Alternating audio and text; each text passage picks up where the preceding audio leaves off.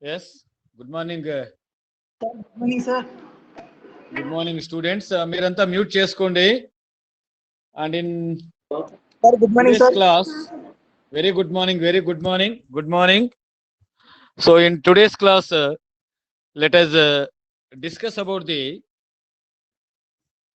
Actually, in previous class, we discussed about the characters of bryophytes, the general features of bryophytes. And in today's class, let us go for the one of the life form in bryophytes known to be Markantia. What is that? Markantia. And this Markantia, it belongs to class Hepatic Apsida. So I will share the screen also. So now I will share the screen. You can see the different slides of regarding the Markantia is concerned.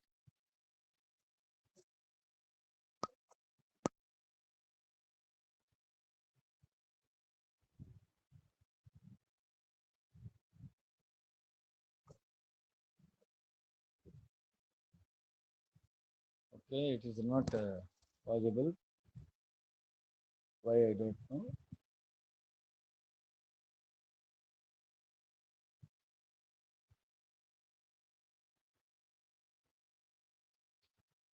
So are you observing the slide?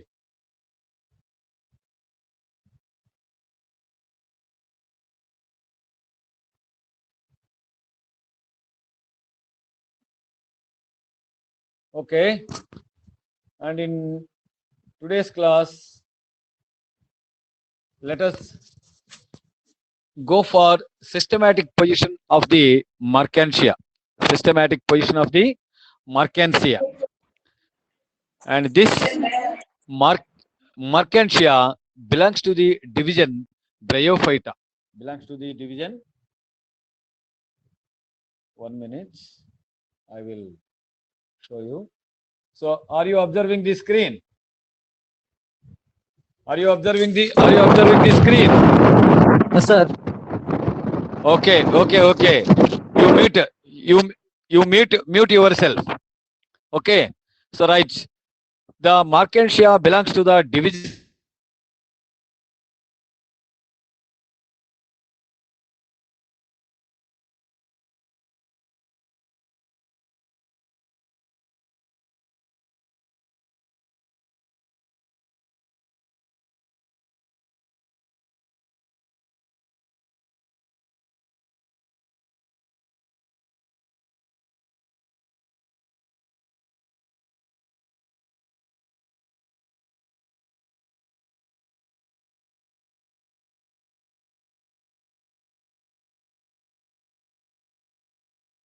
Markantialis and family Markantiaceae and genus Markantia.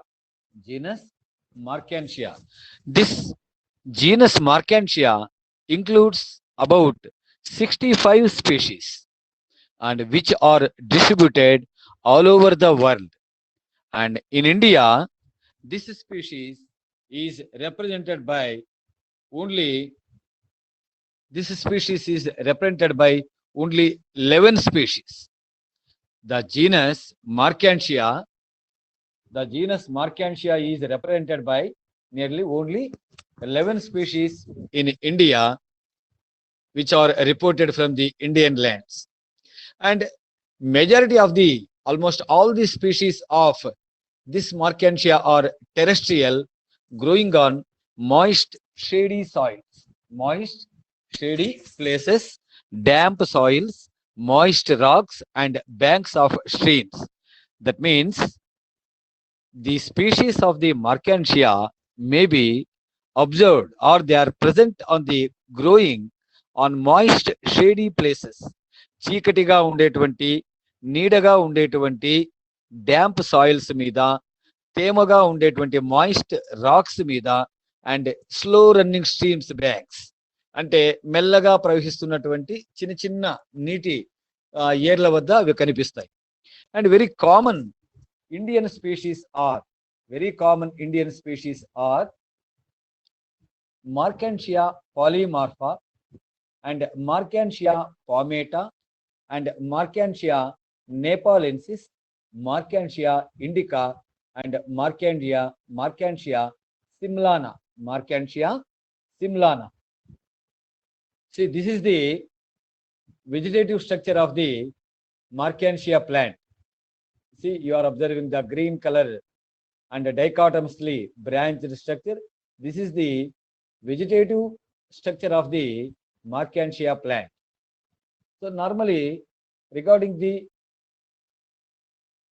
in the life cycle of Markantia,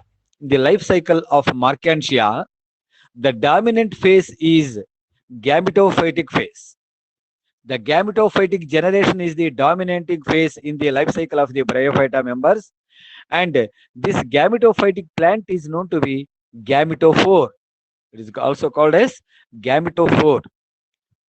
And the morphology of the gametophore, the plant body is prostrate and it is dorsiventral and dichotomously branched. See here, you are observing the each lobe-like structure which is diverted into two. It is called a dichotomous branching. Every branch, again it divides into two. Again it divides into two, which contains a small groove at its tip, which is called apical notch. Which is called apical notch. See here, this is the see here you are observing the diagrammatic representation of the Markantia thallus, which is thallus-like, which is dorsiventral, and here it contains a median line-like black line-like structure which is called a midrib. A prominent midrib is present, which deepens at the apex. See this midrib.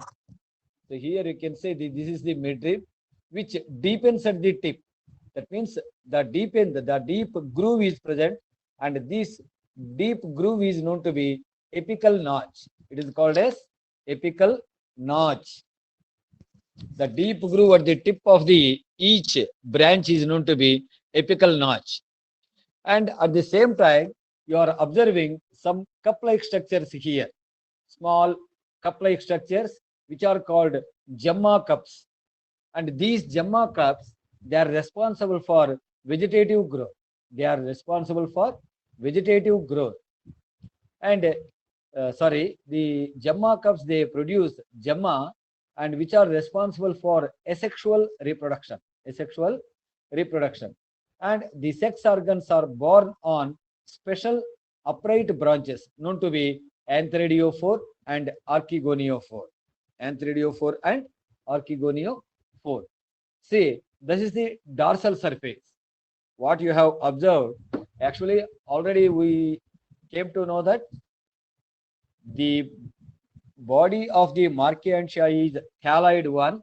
It is a thalloid one, and it is the dorsiventral. It is dorsiventral. And in this dorsiventral structure, we came to know that the dorsal surface. See, in dorsal surface, we observe the presence of midrib and the presence of the Gemma cups, and at the same time, you may observe the hexagonal structures on the dorsal surface of the plant body. These hexagonal structures which are observed here, the hexagonal structures which are present here, they represent the air pores. They represent the air pores. That means they allow the exchange of gases. So here, regarding the ventral surface of the vegetative structure of the ventral surface. Vegetative structure of the ventral surface. See, on the ventral surface of the Markantia thallus, the ventral surface of the Markantia thallus, you may notice the presence of the root-like structures. The presence of root-like structures which are called rhizoids. And at the same time, as you observe the midrib-like structure on the dorsal surface and on the ventral surface, a median groove is present. At the place of midrib, you may observe median groove, లోతుగా ఉండేటువంటి ఒక గాడి చిన్న తగ్గు కనిపిస్తుంది. Dorsal surface మీద ఎలాగైతే midrib ridge మాదిరిగా ఉంటుందో, it is just like ridge. Here on the ventral surface the groove is present. On the both sides of this groove, the wiry structures known to be rhizoids are present. And these rhizoids, they provide mechanical support, or they may attach the plant body to the substratum, and at the same time they absorb water and minerals.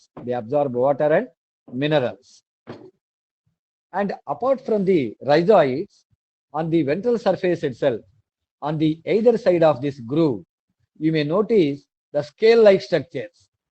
They are known to be scale-like structures, which are called scale leaves or scales. Okay, and here the rhizoids are of two types: smooth-walled rhizoids and tuberculated rhizoids. Smooth-walled rhizoids and tuberculated rhizoids. See, in case of Markantia plant, you may notice the presence of two types of rhizoids. What are these rhizoids? Rhizoids are the root-like structures which grow from the ventral surface of the Markantia. And these rhizoids, they help in the fixation of the plant in the substratum or in the soil, and thereby they provide anchorage. And at the same time, they absorb water and minerals from the substratum or the soil and supplies to the growing vegetative body. And along with these rhizoids, you can observe two types of rhizoids are present in Markantia. They are smooth-walled rhizoids and tuberculated rhizoids. Smooth-walled rhizoids and tuberculated rhizoids. 1 minute. See here. Unicellular and colorless. The rhizoids are unicellular and colorless. And they are just like they may be smooth-walled without any extra appendages. Whereas see here, in some other cases, the same plant, you may observe where the internal structure of the rhizoids show oblique cross walls. And the first one is said to be smooth-walled rhizoids, and second one is known to be tuberculated rhizoids. Smooth-walled and tuberculated. See, in case of smooth-walled rhizoids, the inner walls are smooth, living cells, and fix the plant body to the substratum and absorb water and soil solute, that is minerals. And whereas tuberculated rhizoids, they are the peg-like internal growths in their inner walls, living in the beginning but lack protoplasm. The tuberculated rhizoids, they lack protoplasm at maturity, helps to retain moisture in the ventral surface and carry water to the absorptive parts of the plant body. And at the same time, in between these rhizoids, you may notice the presence of scales also. These scales are also two types. They are appendicular or appendiculate scales and ligulate scales. So the appendicular scales have the large, they bear appendage at their tip. That is, they are appendage at their tip, just like with a small constriction in the middle, and they have an appendage. Whereas the ligulate scales are tongue-like. They are tongue-like and without any appendages. And these scales present on the ventral surface of the Markantia, they secrete a mucilase and protect the growing point from the desiccation. Ante, so not only they secrete mucilase, and at the same time they cover the growing points. Where these growing points are present? The growing points are present at the notches, the deep grooves which are present at the tip of the plant body which is dichotomously branched, there the growing points are present. For example, you may better know about the the differentiative cells, the growing cells. Okay, and these growing points are present here, which are protected by the scale leaves, which are protected by the scale leaves. Okay.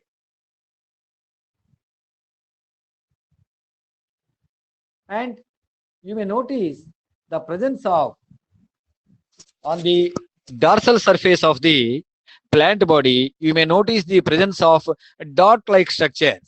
And these dot-like structures, they represent the air pores. They represent the air pores. And these air pores are barrel shaped. These air pores are barrel shaped. And each pore has 4 to 8 superimposed tyres of cells. అంటే ఒకదాని మీద ఒకటి పెట్టినట్లుగా ఉండేటువంటి 2 నుంచి 4 వరుసల్లో లోపలి వైపుకు ఉండేటువంటి the cells are the tiers, అంటే అంతస్తుల్లో. So one above the other, nearly 4 to 8 cells, they are arranged one above the other to form these rhomboidal shaped air pore. Rhomboidal shaped air pore. And each tire consists of 4 to 5 cells. 4 to 5 cells. And a ring of 4 to 5 cells. 4 ring shape లో ఉండి ఎత్తులోన 4 నుంచి 8 cells height లో ఉంటాయి. And the cells of lower most tire project inward, giving the pore a star shape. They gives a star shape to the pore. Star shape to the pore. And half of tire project outward and half project inward. The pores have comparatively wide pore passages in the middle than on margin. So the pores which are present at the margin of the plant body, they are more wide in the middle. So actually the pores present in the middle are more wider than the pores present at the margin. And these analogous to stomata. That means the pores are equal to stomata, but they cannot control the pore size like stomata. The stomata, we know about the stomata. Stomata, when temperature increases, it may close down, and it responds to the light intensity also. That means the closing and opening mechanism will be there in the stomata, but the type of mechanism, the closing and opening mechanism may not be observed. May not be, it is not present in the pore, that is air pore. It is fixed one. And let us see the anatomy of the Markantia thallus. Anatomy of the Markantia thallus. See, when you take the transverse section of Markantia thallus, you may notice this type of structure. And here you can notice the presence of the total anatomy is, the internal structure is divisible into 2 main zones. It is divisible into 2 main zones. That is, one is photosynthetic zone or assimilatory zone. Photosynthetic zone or assimilatory zone. See here. The uppermost one, which is divisible into small chambers, which is divided into small chambers, it is known to be assimilatory zone, and the lowermost one is known to be storage zone. See, what is photosynthetic zone? This is the photosynthetic zone, and this is the storage zone. The photosynthetic zone is also called as assimilatory zone. Photosynthetic zone means it produces or it manufactures food materials.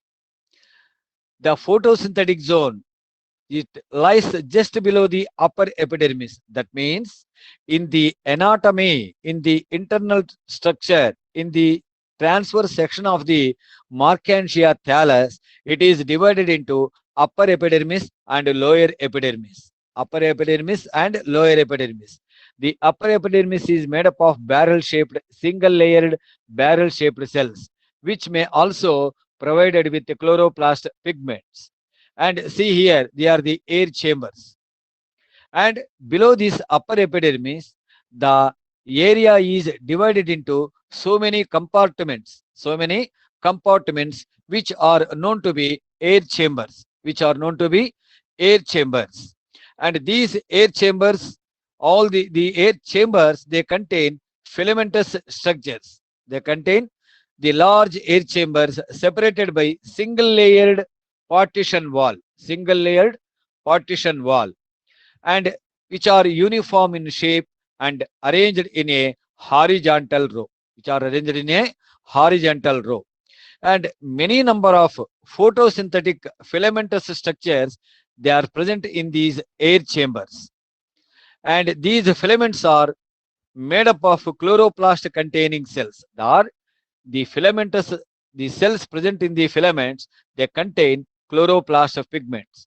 Due to the presence of chloroplast pigments, they are able to perform photosynthesis. They are able to perform photosynthesis. Thereby, they produce carbohydrates or pigments, or food material.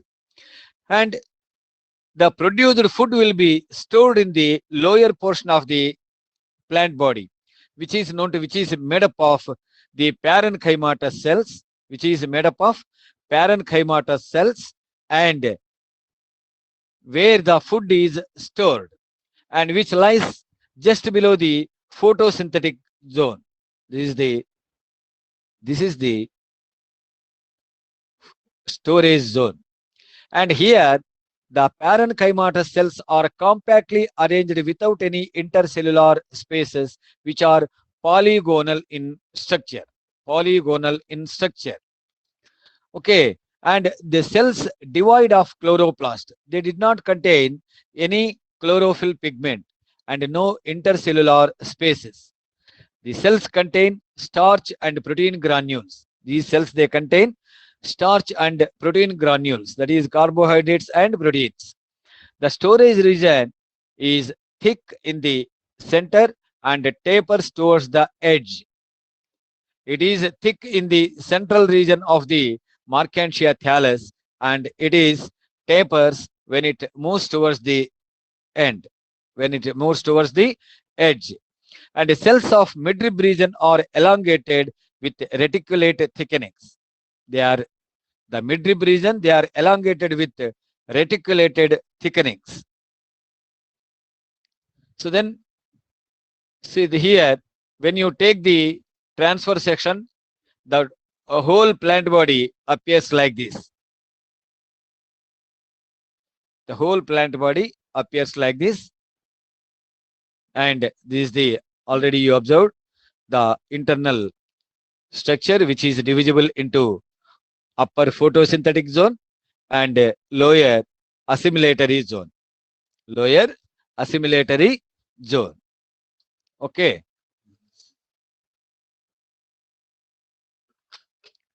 Now, let us move towards the reproduction. So, in Mercantia, the reproduction is in three ways: vegetative reproduction, asexual, and sexual. And apart from the vegetative reproduction, the asexual and sexual reproductions, they are linked with each other. Linked with each other. See, dear students, I will stop here and continue afterwards. You wait. Just I will cut the uh, line, and once again I will rejoin. We stay on the line.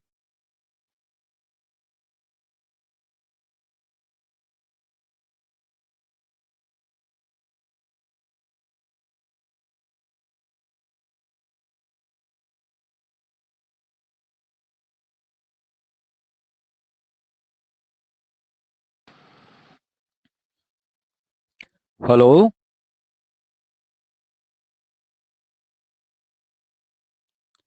Hello. Right.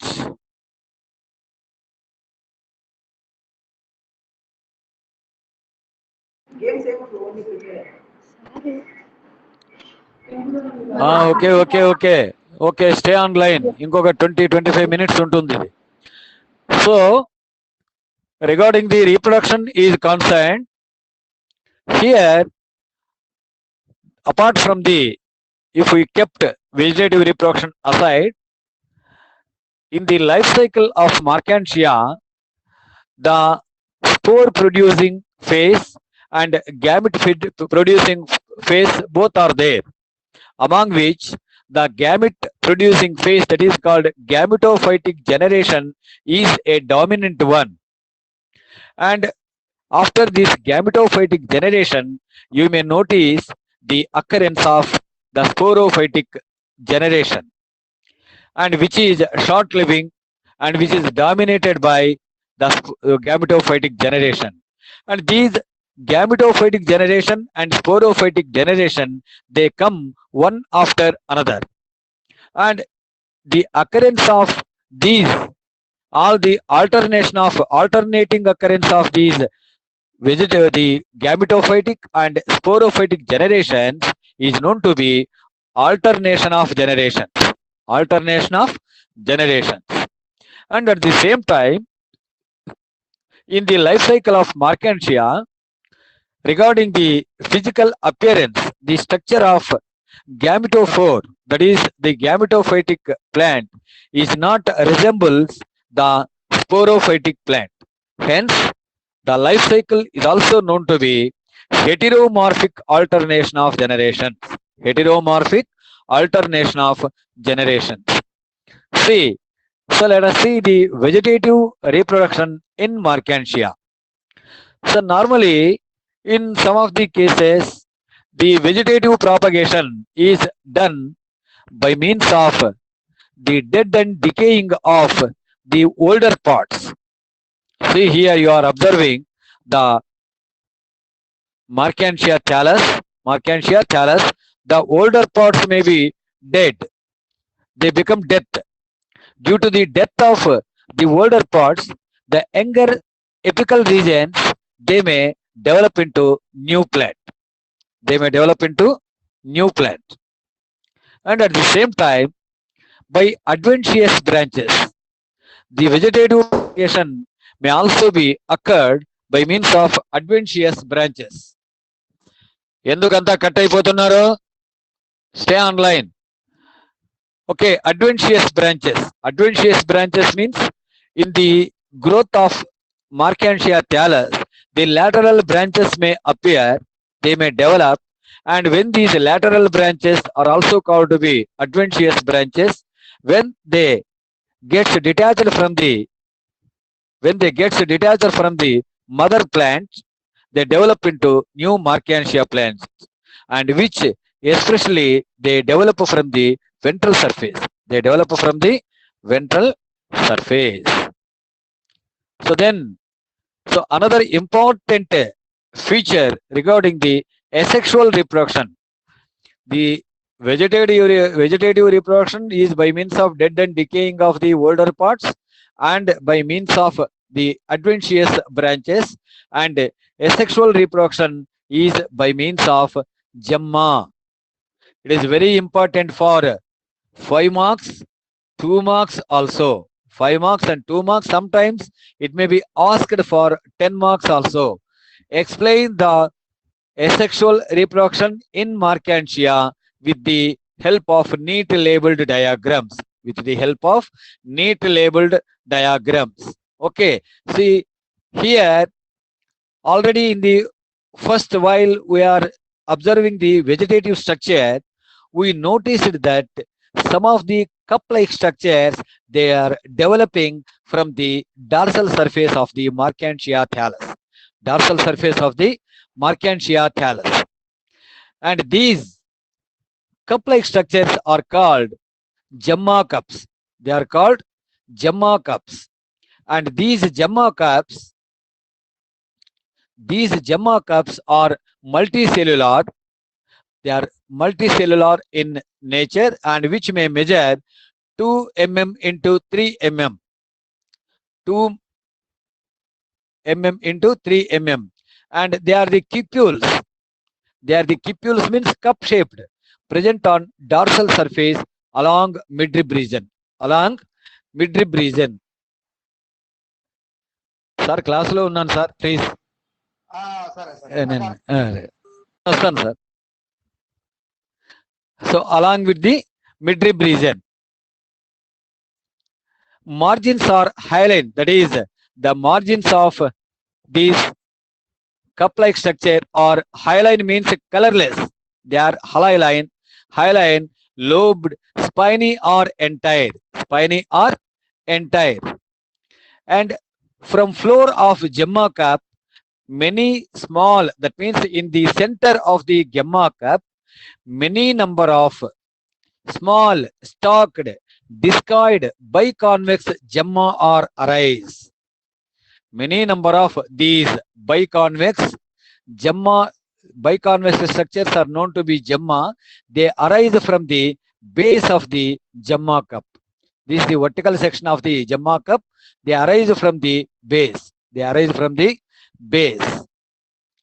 See, these gemma contains chloroplast cells and rhizoidal cells.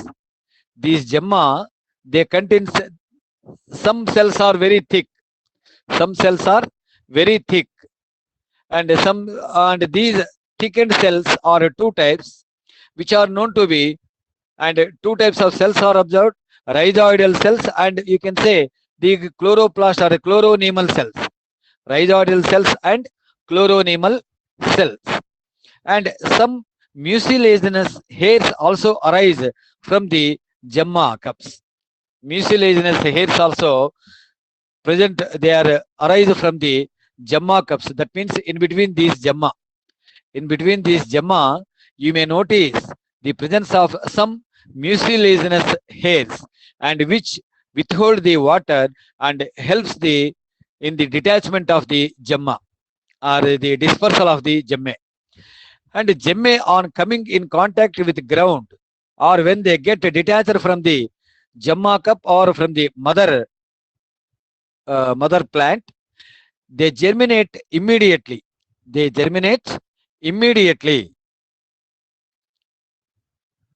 Okay, and they germinate immediately. The rhizoidal cells, they gives rise to rhizoids, and the chloronemal cells, and along with all other cells, they develop into a new thallus of the Marchantia.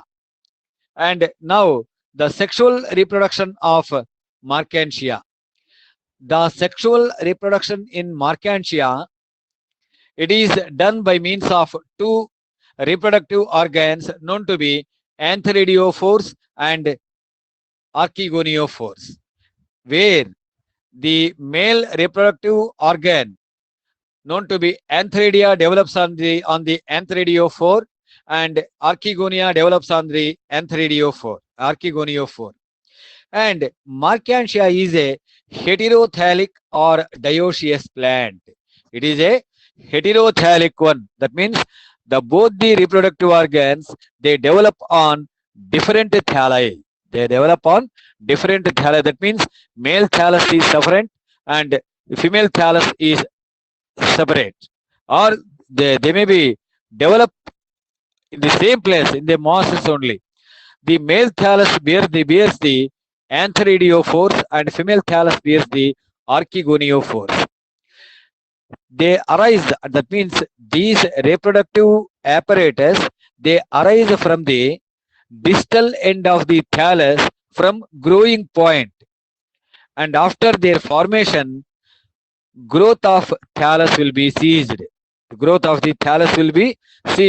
See, as the reproductive organs, already I told you, each vegetative thallus, it bears a growing point, and this growing point, actually it bears the vegetative thallus, it bears a deep groove at its tip, which is known to be apical notch. It is also called as apical notch. From this apical notch, where the growing point here, that is meristematic cells are present, ever dividing cells, meristematic cells are present. From there, the reproductive organs will be developed, and these reproductive organs which are developing from the growing points, after their origin, the growth of the thallus will be arrested. The growth of the thallus will be arrested. Let us see antheridio4. So antheridio4 has nearly 1 to 3 centimeters long. That means it's a stalk measures the long stalk what you are observing. That is called 4 means stalk. Antheridio4, antheridium bearing stalk, and this stalk measures nearly 1 to 3 centimeters, and it bears nearly 8-lobed peltate disc. At the tip, you may notice a disc-like structure is present. 8-lobed. It is octa-lobed. 8 lobes are present. And inner structure, the internal structure similar to that of thallus, which with upper epidermis having air pores, air chambers, all are present. And here and there in between these upper epidermis, you may notice that some of the club-shaped structure which are immersed into the mass of cells known to be antheridial chambers. Antheridial chambers. And these each antheridial chamber contains a single antheridium, and opens extremely by a pore called ostiole.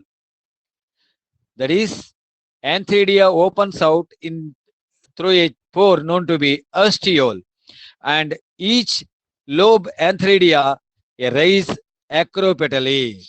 It arises, each lobe arises acropetally, and antheridio4 has 2 longitudinal grooves with which contains rhizoids and scales,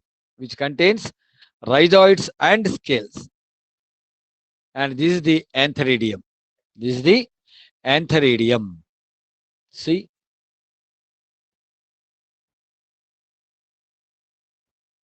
this is the antheridium. See, a mature antheridium is globular or oval with multicellular stalk, and body of the antheridium has a single layered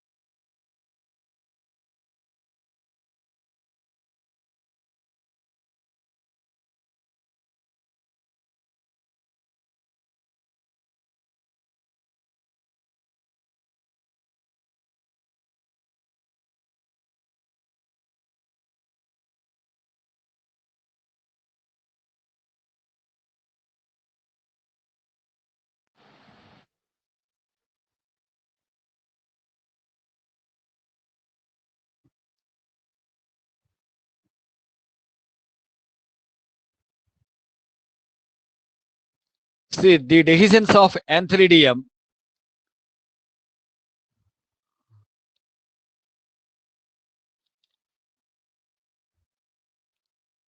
So this is the Antheridium. Already I showed you the dehiscence of Antheridium chamber through ostiole.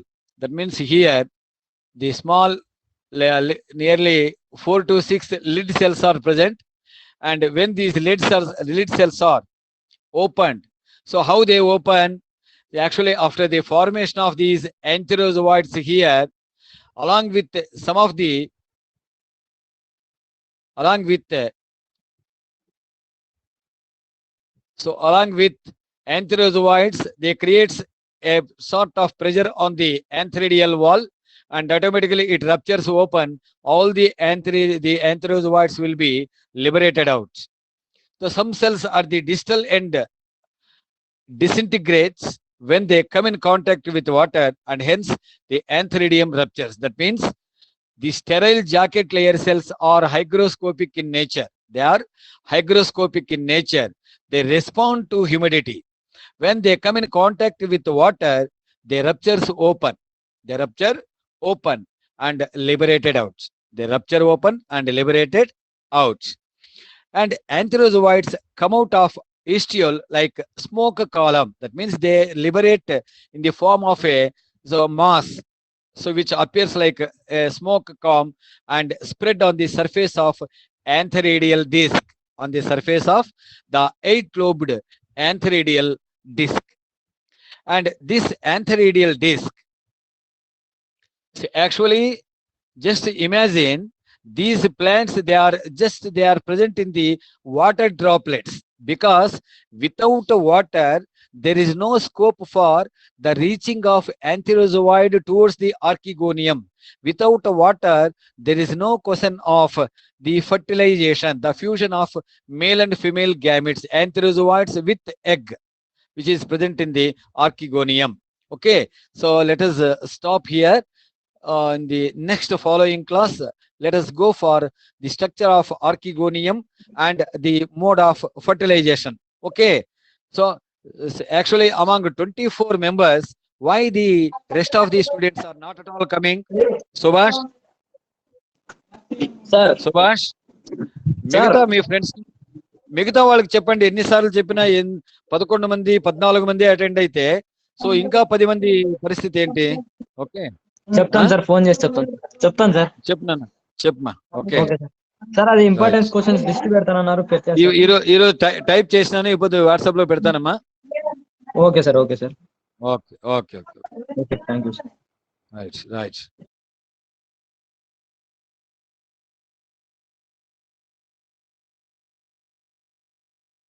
Subhash class అయిపోయిందా?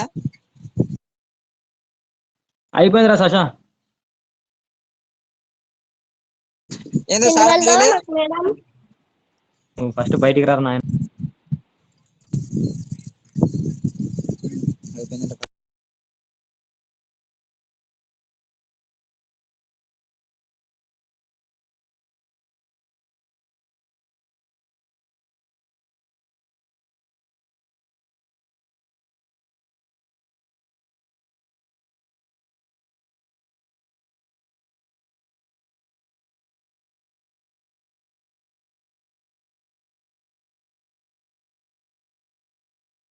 రేవతి,